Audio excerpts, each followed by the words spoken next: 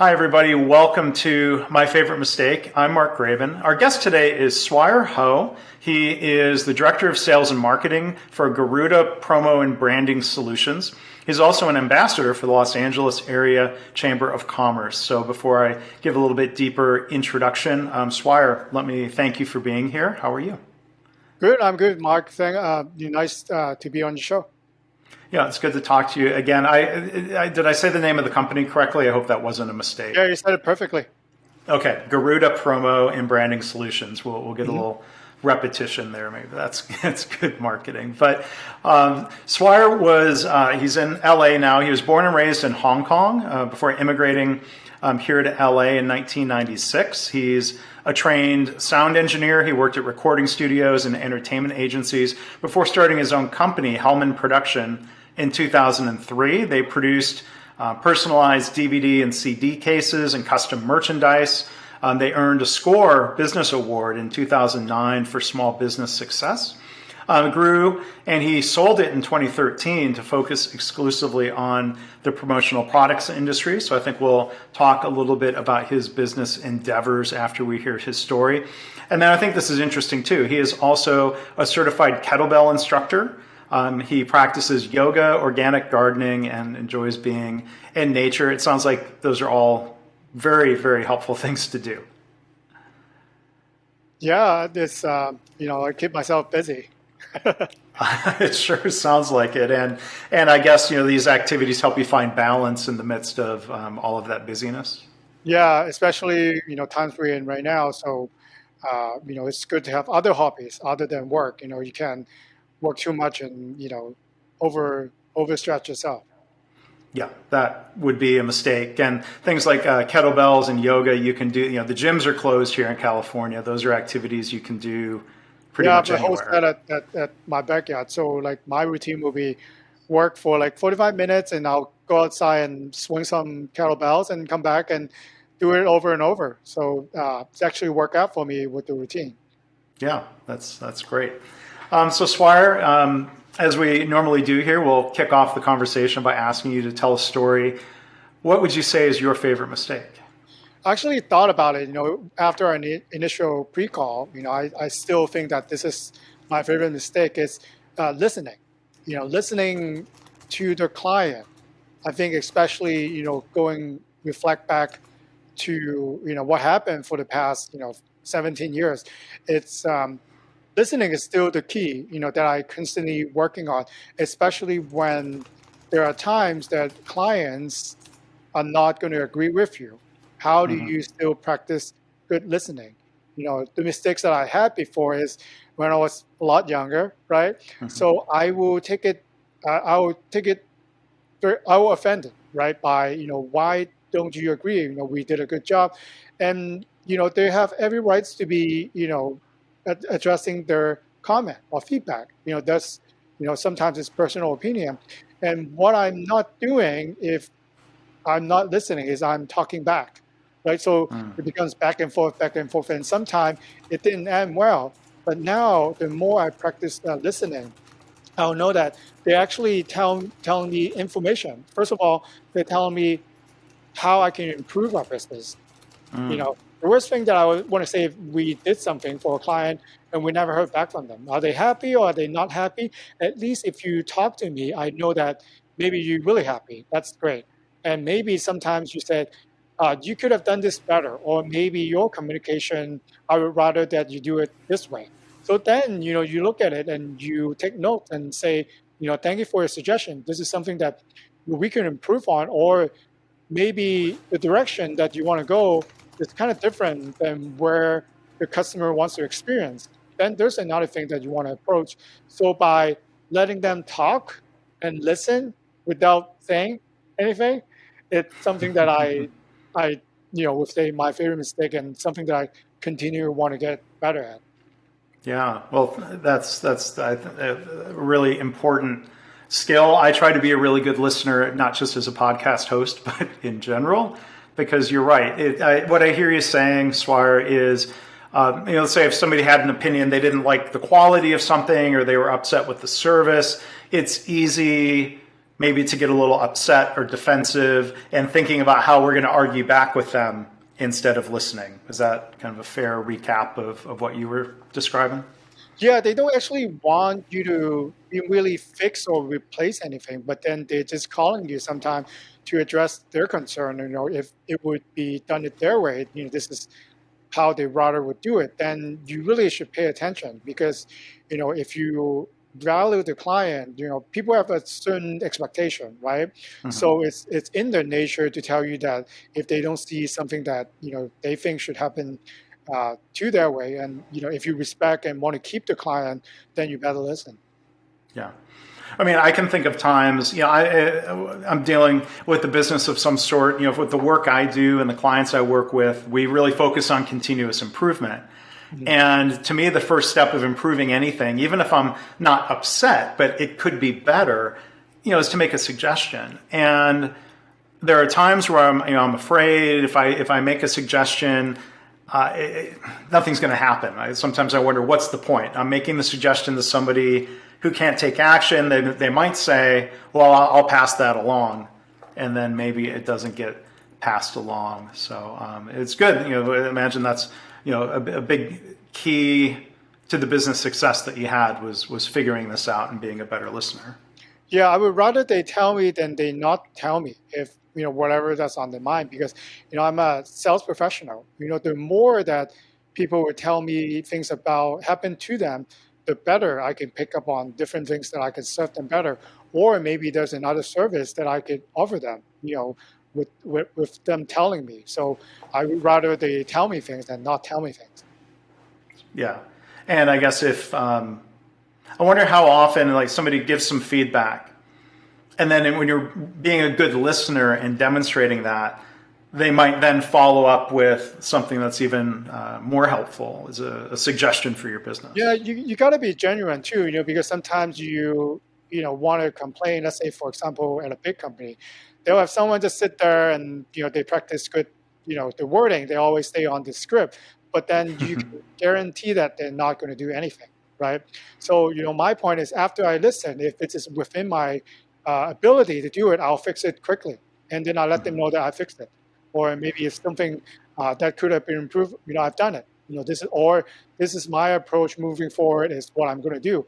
I show them that I'm taking their concern or suggestion into heart. So let them know.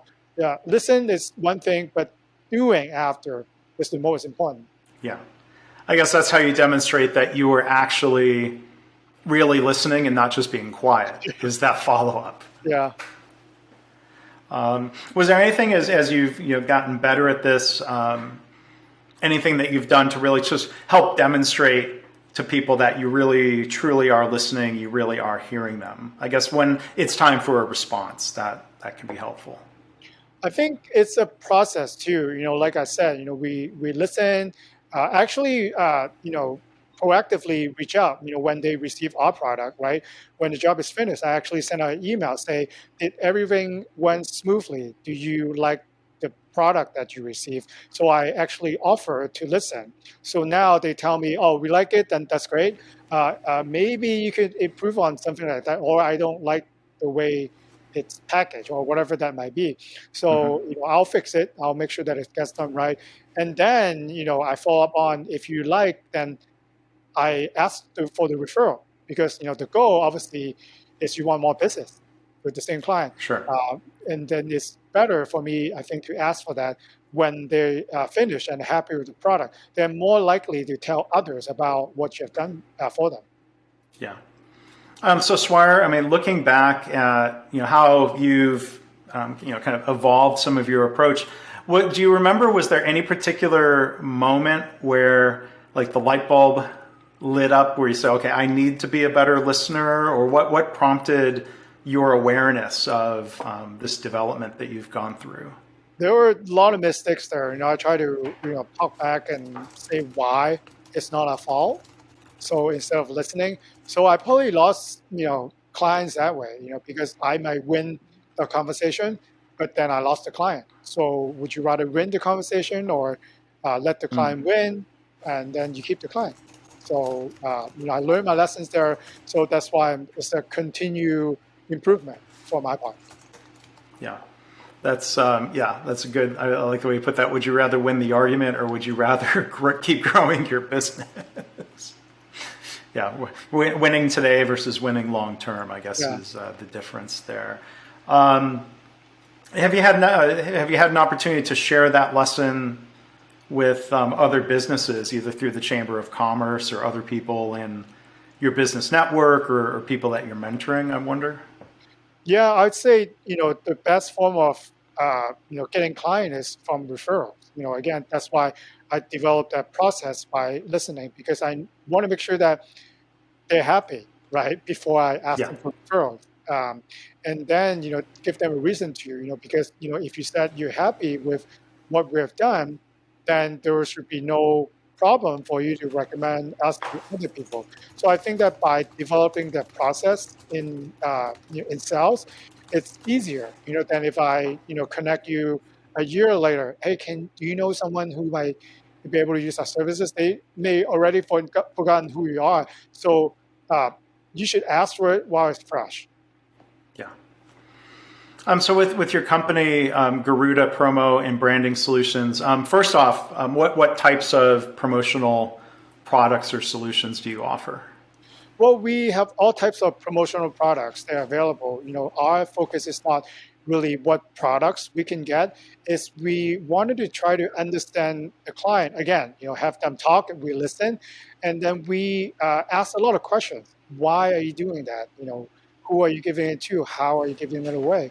So then we provide a custom solution for them that will connect and engage with their target audience. So because a lot of people, I like to ask the question, who are you buying these for? What is the buyer persona? Then I'll think these group wanted to receive the product, that available from us, or is there something else that I may have in my catalog that can help them to connect with their audience better? So these are the questions that I always ask, and sometimes clients haven't thought of that. When they think they buy a promotional product, they're just buying a product, put their logo on, and give it to everyone. My suggestion is always, you don't need to give it to everyone. You have to be more specific. You have to identify who your target audience are, and just spend your marketing dollar on them. If they're not in your marketing context sphere, you don't really have to spend money on that yet, at least for right now. Some really good tips. I want to come back to maybe this topic of mistakes that people make in marketing promotion. But what are, let's say, for example, like the top 3 promotional items that people buy from you? Well, right now we're still in the pandemic, so our branded mask is still very popular.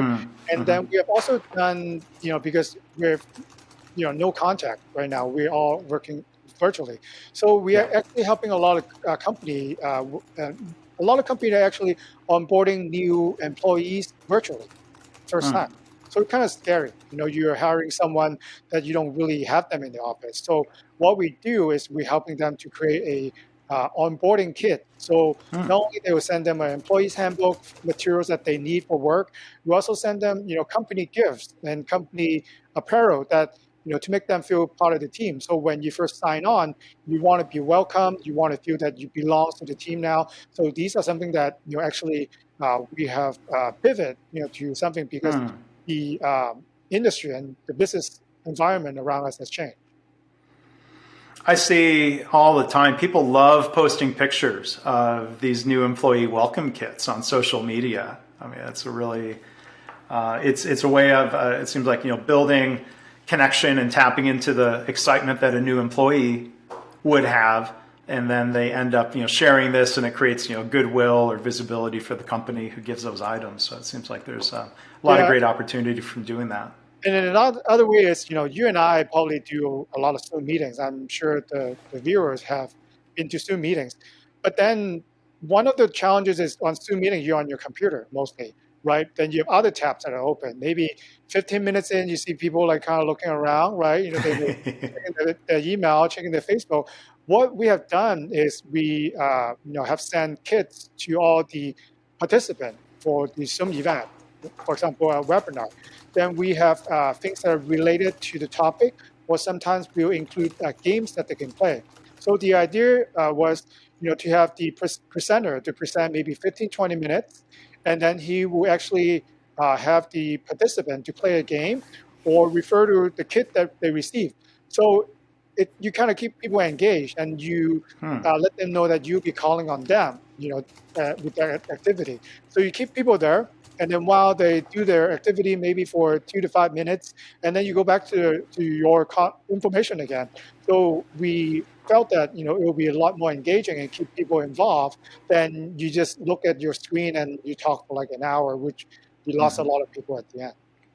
For sure. Well, that's a good idea, I think, to look into, because it's a thing a lot of online events struggle with, I think, is that engagement. And by sending items out to people, you can create some sort of tactile, real world engagement, and not just you and the screen. I mean, I like different fidget things. I've got like this little, it's not this little strength squeezer thing. I'm not doing it necessarily to build muscle. It's just it's something to do with my hands while I'm on a meeting. So there's all kinds of products that I'm sure you could put a logo on that way. So I'm curious, in 2020, you mentioned the need for the pivot in your business. That's the result of a different type of listening, like listening to the market, listening to what people are asking for. Can you share a little bit more of that thought process of discovering, okay, gosh, it's not going to be business as usual in 2020. How did you respond to that? We look at the market, and then I also been checking in with my client, not to sell them, but to find out what's going on with it. Because mind you, there are businesses that are doing 300% more sales than normal times. If you're in e-commerce, if you're a tech company, if you're in home services, if you're in construction, you actually have a great year ever. People are spending more money, remodeling their home. E-commerce are making a killing because people don't want to go to the store. So I have different conversation with different clients. So I listening to them and watching the industry, where we're going. Give you an example. In March, we know that we're kind of about shut down by then in California, right? So we know. Right. I noticed that a lot of my supplier in the U.S. and overseas are selling face masks. Like there's like a lot of them, a lot of activity. So I said, right, if we do that, would it be because we haven't caught on and we don't really wear them around March, but then we started to doing them, and the first 2 weeks, then we start getting more serious. People are going after the mask. So we were able to pick up on that trend. In the month of April, we actually have a huge month because of all the PPE gear that people are looking for. People don't even want the logo on. They just want to have a good source that could get them in so, they can use it. So there was one, we can look at the trend.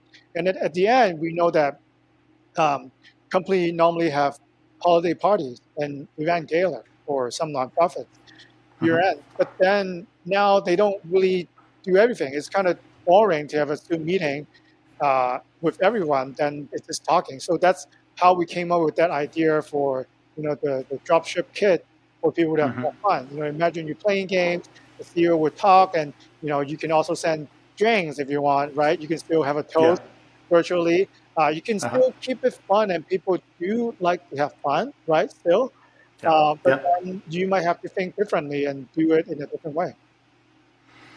So there's a couple previous guests that you remind me of here. One is Dave Raymond, who has a book called The Power of Fun.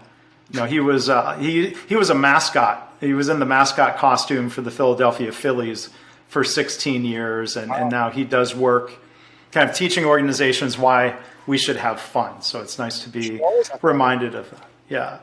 And then back in episode 13, my guest Brian Bogert, I don't know if you know this, Swire, but his favorite mistake was related to promotional items that he was giving away to potential clients. And in a nutshell, he said, he had been giving out like nicely customized to the individual items, where it sounded like, it came across as very thoughtful. And he had a good response from that. And then for some reason, as he said, he changed his approach and he started sending out other gifts, maybe this comes back to more of your mistake of sending maybe, the wrong item, or, sending something to everybody real broadly instead of personalizing it. And he said, people, it not only didn't help him win sales, like there were people who were actively angry at him because they thought the gift somehow came across as sort of cheap or not thoughtful. So he was surprised by that response, and he learned from it. So I don't tell the story as well as Brian did, of course. But if people want to go back to episode 13, they can hear him tell it. I'm sorry. Yeah, I'll definitely go check it out because Okay. it's great because you want to be personalized. You want people who receive your products say, "Oh, this is for me. This is so me." And then, like you mentioned before, I'm so happy to receive that now I'll take pictures and put it on all my social media. Look what they sent me. Look what this company sent me. And the ultimate goal actually for a promotional product is you want to turn your audience or clients to be your mini advocates. So they're actually actively engaged, reach out, and to talk about your brand without you paying them, just because they feel the connection with you by knowing them who they are. So that's the ultimate goal that I always challenge my client. Tell me who they really are, so then I can find something that is for them specifically. So they actually do it every day. They tell everyone about your company just by you, spending this money and time to think about who they are. Yeah.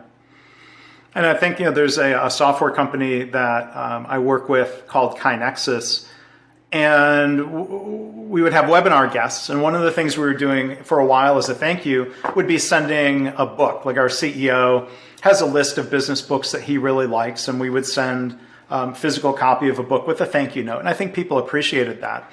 But our one marketing manager came up with an idea that sounds more along the lines of what you were saying of sending a thank you bag full of company branded items, fun stuff.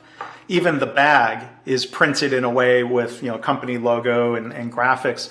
And we sent one of those out, and the woman we sent it to took pictures, shared it on social media. Yeah, exactly. And we're definitely going to continue doing that. I think the book was a nice gesture, but it didn't have the same emotional connection as some of those branded items did. And don't get me wrong, it doesn't have to be expensive. You don't have to use money to impress people.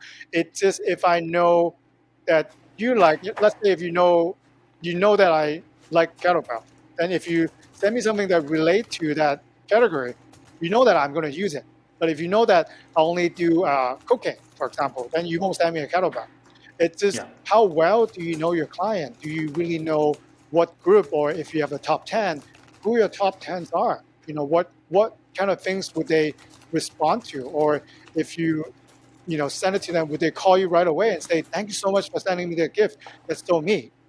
Like you got to take some time. It's not right away. And then I have over 10,000 items available. So I can be sure that if you let me know what demographics, what persona is like, I'll be able to find something that will respond to each group.